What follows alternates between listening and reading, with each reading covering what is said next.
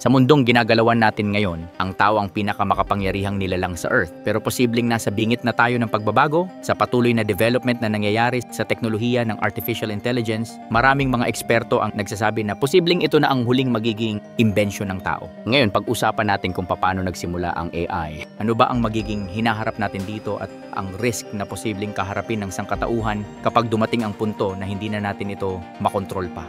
At kung interesado ka sa mga ganitong kaalaman at kwento, huwag mong kalimutang mag-subscribe dito sa channel. Ang tao ay pinamumunuan ng mundo ng walang kahati sa trono. Pero mukhang malapit na nga tayong lumikha ng isang bagay na pwedeng magbago ng lahat. Ang ating huling imbensyon, ang pinakamakapangyarihang tool, sandata o maging isang napakalakas na entity, ang artificial superintelligence. Alam ko, parang science fiction ang tunog. Kaya magsimula tayo sa pinakasimula. Ano ba ang intelligence? Ito ang kakayahang matuto, mag-reason, magkuwenta ng kaalaman at kasanayan at gamitin ang lahat ng ito para lutasin ang mga problema. Napakalaking power nito at tayo bilang species ang nakinabang ng husto dahil sa talinong meron tayo. Sobra pa dahil nakagawa na tayo ng sariling daan sa kalikasan at parang tayo na ang nagkokontrol dito. Pero hindi naman naging simple ang paglalakbay natin patungo rito dahil para sa karamihan ng hayop, masyadong matakaw sa energy ang magkaroon ng mataas na intelligence at hindi worth it sa natural na seleksyon. Kung susubaybayan natin ang paglitaw ng intelligence sa Tree of Species sa paglipas ng panahon, makikita natin ang maraming iba't ibang anyo ng talino. Ang pinakaunang utak ay nakita sa mga flatworms mga 500 milyong taon na ang nakalilipas. Isang maliit na kumpol ng neurons na in charge sa pinakasimpleng body functions. Inahabot ng daan-daang milyong taon bago nag-diversify ang mga species at naging mas komplikado. Umangkop ang buhay sa iba't ibang kapaligiran.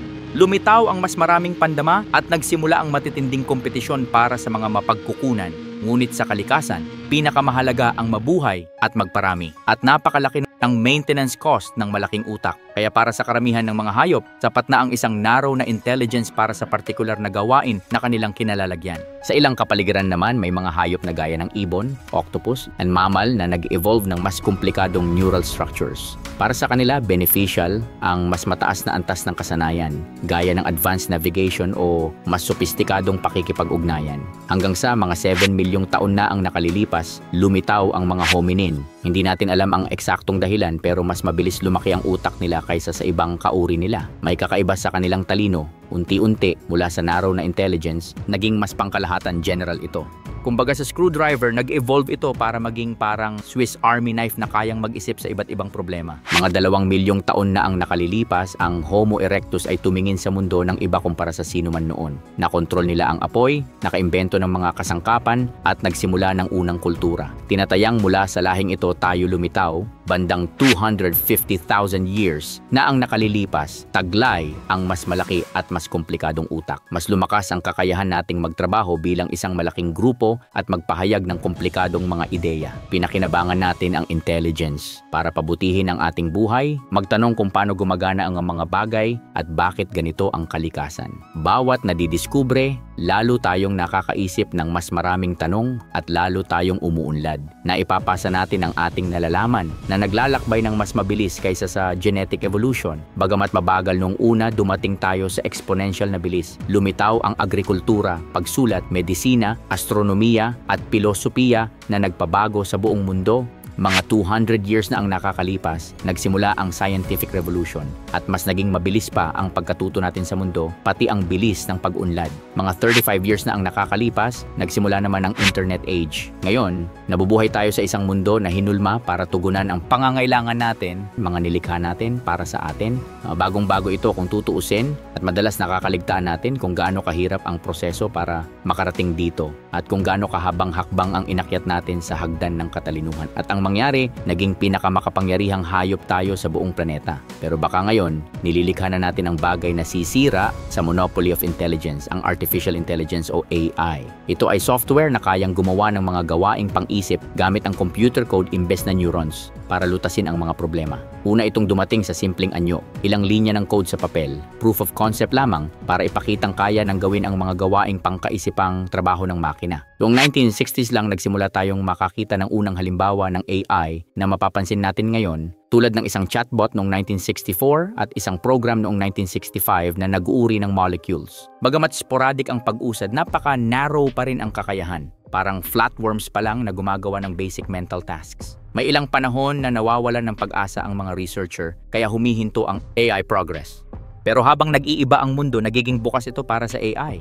Mula 1950 hanggang 2000, naging bilyong beses na mas mabilis ang computer habang mas dumali at lumaganap ang programming. Noong 1972, nakagawa na ng AI na kayang mag-navigate ng isang silid. Noong 1989, kayang basahin ng AI ang handwritten numbers. Pero nanatili itong fancy na tool na walang-wala pa rin kumpara sa tao hanggang noong 1997 nang may isang AI na tinalo ang world champion sa chess. Nagulat ang lahat dahil sa wakas, may nabuong makina na kayang lampasan ang galing ng tao. Pero kalmado pa rin tayo dahil ang AI na iyon ay masyadong narrow. Kung ikukumpara, parang isang bubuyog na pang-isahan lang ang gawain nito. Bagamat sa larangan ng chess ay hindi na ito matatalo ng tao kailanman. Habang mas lumalakas pa ang mga computer, mas naging kapaki-pakinabang ang AI sa maraming gawain. Noong 2004, pinatakbo na nito ang isang robot sa Mars at noong 2011, nagsimulang magrekomenda ng mga YouTube videos para sa atin. Pero lahat ng ito ay posible pa lang dahil binabasag ng mga tao ang mga problema sa mga maliliit na piraso na mas madaling gawin ng mga computer. Hanggang sa mag-umpisa tayong turuan ng AI kung paano turuan ang sarili nila. Ito ang rise of self-learning machines. Hindi ito technical na video kaya simplihan lang natin. Sa madaling sabi, pinagsama ang power ng supercomputers at ang halos walang katapusang data na naipon sa information age para lumikha ng panibagong henerasyon ng AI. Nagkaroon ng dramatic growth sa neural networks, malalaking network ng artificial na neurons. Nagsisimula ang mga ito na hirap sa kanilang gawain, pagkatapos ay gumagawa ng sarili nilang code sa proseso na tinatawag na machine learning. Isang termino para sa maraming training techniques at environments na hinahayaan ang mga algorithm na i-improve ang sarili. Ang nakakatakot dito, hindi eksaktong alam ng mga tao kung ano ang ginagawa ng neural networks sa loob. Basta alam lang natin ay gumagana at epektibo ang resulta. At dito nabuo ang isang bagong klase ng AI. Isang black box code na may kakayahang napakataas, bagamat narrow pa rin ang layunin. Kaya nitong matutunan ang iba't ibang komplikadong kasanayan ng sobrang bilis at konti na lang ang human intervention. Halimbawa, noong 2014, kayang i-identify ng Facebook AI ang mga muka ng may 97% accuracy. Noong 2016, tinalo ng AI ang pinakamagaling na player sa Go, isang sobrang komplikadong laro. Noong 2018, may self-learning AI na natutong mag-chess sa loob ng 4 na oras lang. At pagkatapos ay tinambakan nito ang pinakamahusay na specialized chess bot. Mula noon, ginamit ang machine learning sa pagbabasa, image processing, mga pagsusulit at marami pang iba. Sobrang galing ng mga AI na ito sa kanilang narrow tasks. Mas magaling na kaysa tao sa specialty nila, pero hindi pa rin ito masyadong ramdam ng pangkalahatang tao. At pagkatapos bigla tayong ginulat ng chatbot na ChatGPT. Napakalaki ng work na pinuhunan dito. Tinuruan ito gamit halos lahat ng nakasulat sa internet para matuto itong humawak ng language. Mas mahusay pa itong mag-structure ng pangungusap kumpara sa karamihan sa atin. Kaya nitong mag-summarize, mag-translate at tumulong pa sa ilang math problems. Hindi ito parang AI na crushing single benchmark, pero magaling ito sa maraming bagay ng sabay-sabay. At ganoon kalawak ang ginawa nitong hakbang. Ngayon, maraming malalaking tech companies ang gumagastos ng bilyon-bilyon para bumuo ng mga mas malalakas na AI competitors. Bilang resulta, dumadagundong na ito sa iba't ibang industriya. Customer service, banking, healthcare, marketing, copywriting at iba pa.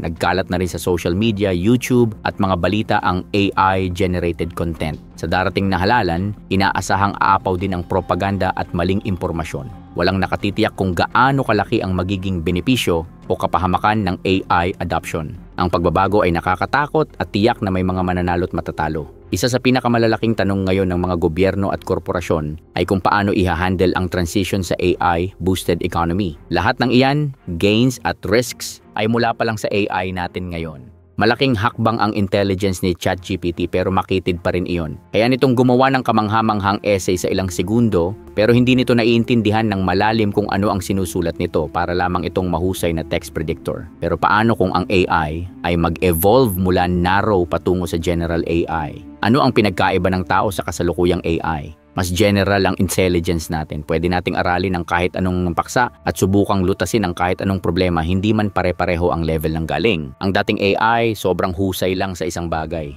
Pero kung itutuloy natin ang pattern ng pag-unlad nito, anong mangyayari kung makagawa tayo ng AGI, Artificial General Intelligence?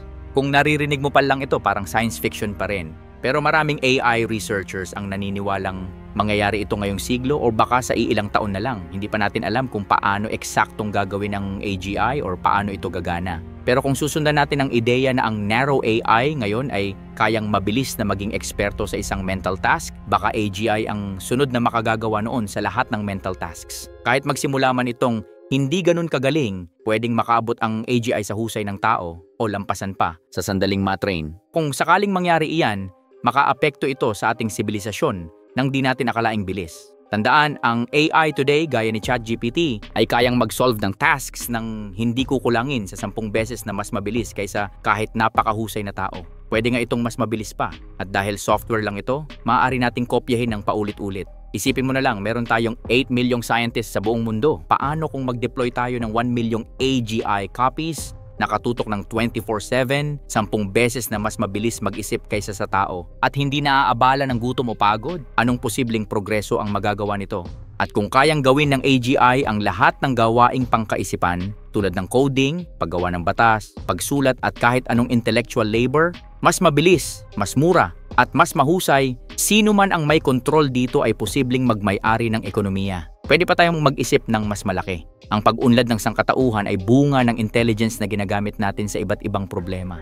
Kung may AGI na nagtatrabaho sa lahat ng bagay, baka masagot na nito ang fundamental questions of science gaya ng dark energy, makaimbento ng teknolohiyang magbibigay ng limitless energy, ayusin ang climate change, tuklasin ang lunas sa pagtanda at cancer, at iba pa. Pero tandaan natin, hindi lahat ng tao ay mabuti. Kung mapapasa kamay ng mali ang ganitong power, baka gamitin ito para magpalipad ng mga drone na may kakayahang magpasabog o magdisenyo ng virus na pumapatay o lumikha ng sobrang nakaka-addict na social media na wala nang babangon sa harap ng screen at baka mamatay na sa gutom. Ang paglikha ng AGI ay maihahambing sa pagdiskubre ng apoy o elektrisidad at baka ibigay nito ang kapantay na kapangyarihan sa sino mang magkaroon nito. Pero heto pa ang susunod na tanong. Paano kung hindi rito huminto ang potensyal ng AGI? Intelligence explosion naman ang kasunod.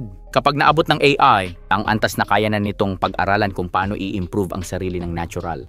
Lalo pang bibilis ang progreso nito. Sapagkat software ang AI, maaaring magkaroon ito ng feedback loop. Bawat AI improvement ay gagamitin para lumikha ng mas mahusay na AI, na mas mahusay ulit sa pag-i-improve sa sarili at tuloy-tuloy ng mabilis na parang pabilis na tornado. Wala tayong kasiguruhan kung buwan, taon o dekada ang aabutin bago ito maganap. Puro speculation lang ngayon. Pero kung mangyari, baka magkaroon tayo ng tunay na super intelligent entity na hindi na natin maintindihan. Baka maging kasing inosente lang tayo nito tulad ng tingin natin sa squirrels. Hindi nila kaya unawain ang paraang iniisip natin. Ganon din tayo sa super intelligence. Nakakatakot ito at maraming tao ang hindi makatulog sa kaiisip. Tayo lang kasi ang example ng hayop na naging mas matalino kaysa sa lahat at hindi tayo naging mabait sa mga nilalang na mas mababa ang talino sa atin. Baka ang AGI ang maging huling imbensyon ng sangkatauhan, ang pinakamatalino at sa makatuwid ang pinakamakapangyarihang nilalang sa Earth. Isang parang Diyos na nakasara sa kahon na maaaring magpabaha ng walang kapantay na yaman at kasiyahan o magpalaganap ng pagkawasak nang hindi natin kayang pigilan. Sa mga susunod na usapan, titingnan natin ang iba't ibang posible nating kinabukasan. Pero sa ngayon, tapusin na muna natin ang tanging alam natin sa ngayon. Habang pinapanood mo ito, maraming pinakamalalaki at pinakamayayamang kumpanya sa mundo ang nagtutunggali para gumawa ng mas malakas pang AI. Walang nakakaalam kung gaano pa katagal bago natin talaga harapin ang kinabukasan ng AI. Nasa panig mo ba ang pagyakap sa teknolohiya at pagsigurong gagamitin ito para sa kabutihan? O magiging kampante ka lang at hahayaan mong iba ang magdikta ng hinaharap? Alalahanin nating lahat na bawat produktong nabibili natin o kinokonsumo natin na may kinalaman sa AI ay nagiging bahagi ng data na nagpapower sa mga machine learning model. Nagiging bahagi tayo ng revolusyon kahit na hindi natin sinasadya. Ang pinakamabuting magagawa natin ay maunawaan ang nangyayari, mag-isip ng kritikal, at maging mapagmatsyag sa mga maling impormasyon o intensyong nasa likod ng AI-driven content. Sa ngayon, mukhang lalo pang bibilis ang progreso ng AI. Hindi pa tayo handa, socially at morally. We are not even sure kung paano kokontrolin ang teknolohiyang ito o kung dapat ba natin itong kontrolin. Nakapagtayo tayo ng sibilisasyon dahil sa katalinuhan natin at baka narito na ang sandata o regalo na pwedeng mag-angat pa sa atin o bumura sa lahat ng nagawa natin. Nasa atin pa rin kung pipiliin natin magtulungan para magamit ito ng mabuti o kung tayo-tayo rin ang mag-uunahang gamitin ito para sa di magandang layunin. Maraming salamat sa panonood at sana'y nabuksan ang isip mo sa napakalawak na posibilidad ng AI. Lahat tayo ay stakeholder sa hinaharap na ito, kaya tanging may kapangyarihan din tayong siguraduhing mapupunta sa tamang direksyon ang kapangyarihan ng artificial intelligence.